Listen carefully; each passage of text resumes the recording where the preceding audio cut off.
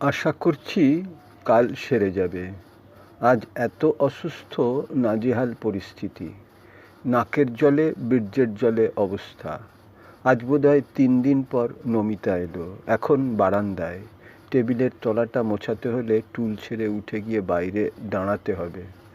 এখন সিঁড়ি ঝাড়ু দিচ্ছে। ন্যাচারালি সব তোমার মুখস্থ। ইটিনেরারি, চলাফেরা। ট্যাপ অল্প খোলা যাতে মিনওয়াইল জল ছাপিয়ে না ভেসে যায়। সব হিসেব আন্দাজ ইকোনমি। বাংলায় আন্দাজ মানে ধারণা, অ্যাপ্রক্সিমেশন। হিন্দিতে বরং মানেটা নিদারুণ। বললাম তো বটে, হিউজ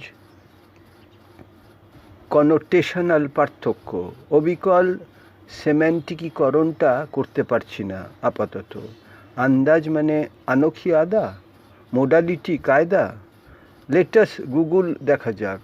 আইডিয়া কিভাবে সার্চ করব? লিখলাম আন্দাজ Hindi, meaning in English. Song song উত্তর আগালওয়া। ঝটিতি বলছে আন্দাজ মানে ইকুইভ্যালেন্ট টু স্টাইল। ওয়াও! ভাষা নেশা, ভাষা বিলাস, ভাষা যাপন। এখনও নিলয়ের টাকাটা ঢোকেনি, বাকি দুটো ঢুকে গেছে। আজ বাজার গিয়ে কি লিখলাম, কি কিনলাম?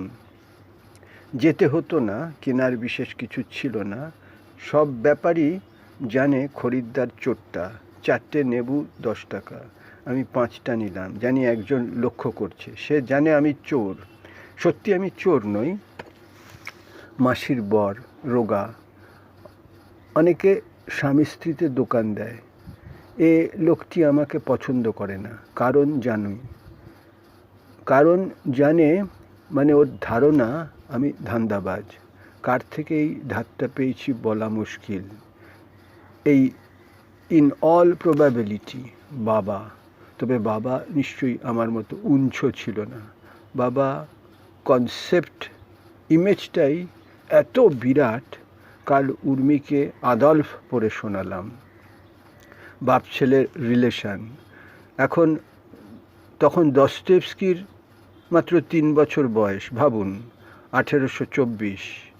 আদলফ বলছে 18 বছরের মধ্যে বাবার সঙ্গে 1 ঘন্টা দীর্ঘ কনভারসেশন একদিনও হয়েছে বলে মনে পড়ছে না।